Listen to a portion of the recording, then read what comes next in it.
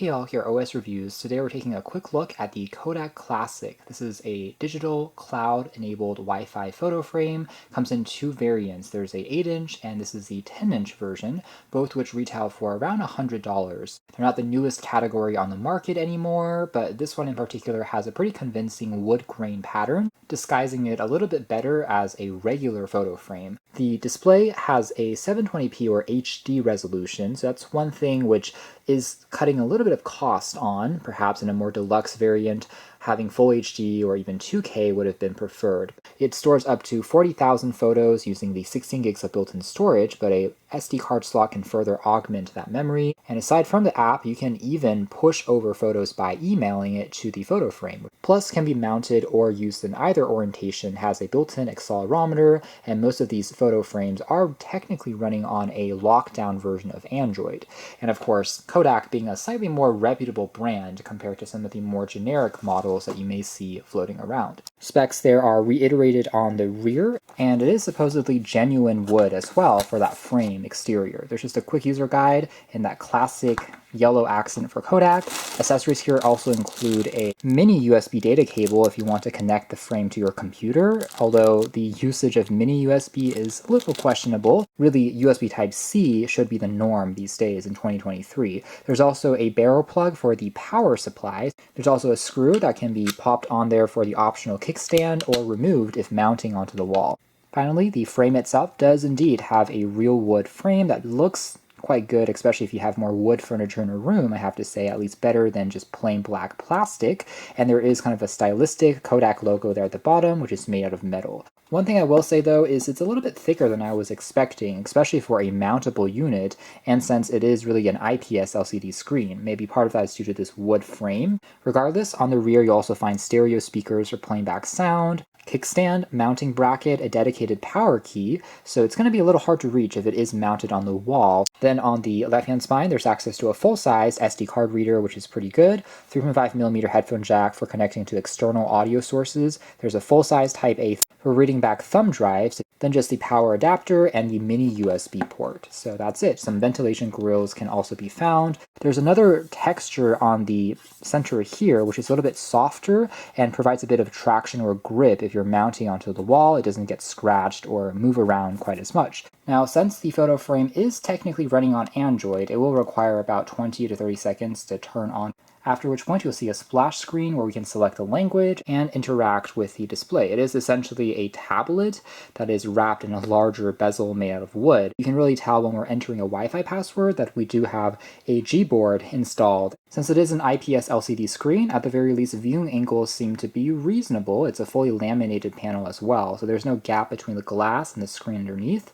Although again, the resolution isn't going to be super high, it still looks good enough in terms of colors. Since it is Wi-Fi enabled, it is able to download software updates automatically, like most phones and tablets. And here we go. You can see that the UI is quite simple to operate. We do have a weather widget at the very top. It is smart enough to recognize your current location and give you that info, and it will time out to a larger clock as well if nothing is being displayed in terms of photos. Then down below here, you can instantly launch into any images, play back some music as well, videos, also open up a calendar view, which looks something like this. If you have any photos, it will also be displayed here on the left, although you aren't really able to see specific appointments or memos since it's not synced to your Google account. But you can make out the current day of week at the very least. Also, there is a larger weather view showing more of an animated, dynamic, moving image of what the current conditions are like, humidity levels, as well as a peak of the next 2 days, and the temperature range can also be found. Those are basically the core functions that you have access to, still as a photo frame at the end of the day,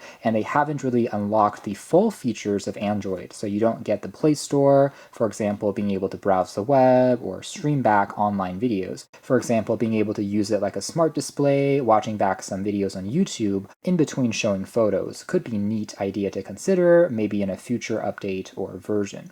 Regardless, the final tab here showing settings allows us to connect to other internet sources, pair it with a companion app using a QR code that will be shown, as well as change some of the other language options, how long before the screen will time out, animations between photos, in addition to even the widget style in the screensaver. So aside from the fluorescent clock, there's also a Roman clock, minimalist, turning clock. So this is what that particular clock widget looks like. Let's check out the unique email alias that is tied to a specific photo frame. So this will be different from frame to frame, and in the future, if you attach a JPEG image and send it to this email, it will pop over to the frame automatically. So demoing that email function, I have just sent an attachment as a JPEG to this email alias, and about a minute later, it has received it under the album here. It has a new icon and kind of a alarm chimed. So we see that under user upload and email, there's going to be a new one available, and there we are. So it takes a split second, but it's really not bad in terms of the responsiveness there, and it does support pinch to zoom, multi-touch, so you can actually pan around and view more details on the image as well if desired. Some quick shortcuts including cropping the image, further rotating the shot, turning it 90 degrees left and right, whether we want to zoom in or out. Here are all the different special effects that you have in terms of animating from the next images. So even though the UI is really quite simple, nothing fancy at the end of the day, and not the most powerful thing in the world, basic functions here do work, and it looks relatively elegant when placed onto a desk. So here we have the Kodak Classic Frame companion app, and after connecting the photo frame using the QR code, you can then upload images. You can also take a look at which ones that you have previously shared with the photo frame, delete any of those from memory, or click on upload and choose whether you want an image, take one with the camera instantly, using a video file or music to send over. Selecting photos as example, we can actually long hold to select up to 9 images to send at a single instance. So if you want to bulk send images of a higher quantity, say 50 photos over to the frame, the fastest way to do that might actually be sideloading it using the thumb drive.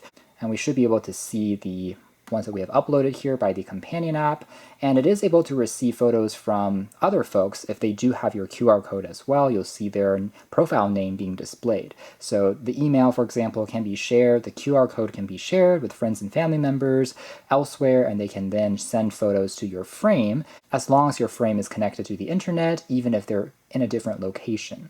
So let's tap on some of these images here, and we can, again, see it in a larger view, and for the most part, doing a good enough job of displaying your shots. You do get a little bit of a letterboxing effect on the sides, where it's kind of stretching to fill the space. 16:10 aspect ratio screen, so pretty conventional, but some of these shots were taken in 4:3, hence you see a little bit of that effect, but it fills it up with a kind of gradient transition, so still looks quite good, I have to say. If anything, maybe the brightness of the screen could be just a touch higher, but it's not shabby since it's mostly going to be used indoors anyways. Now tapping on the video folder here,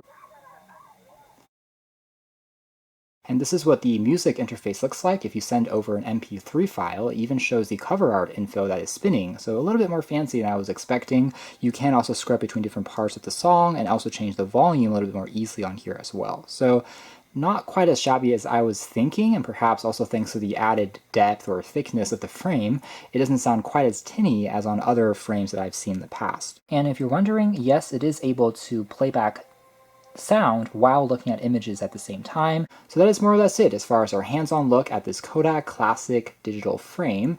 A pretty simple product at the end of the day, but more than anything, this one just having a little bit more of a natural look with that wood grain texture. So as long as you're not looking for a crazy high-res unit, I think this is still a fairly affordable and well-priced digital photo frame. You can learn more details if interested in the links down below. But for now, that's been our video. Thanks for watching here at OS Reviews. That's been the Kodak Classic frame.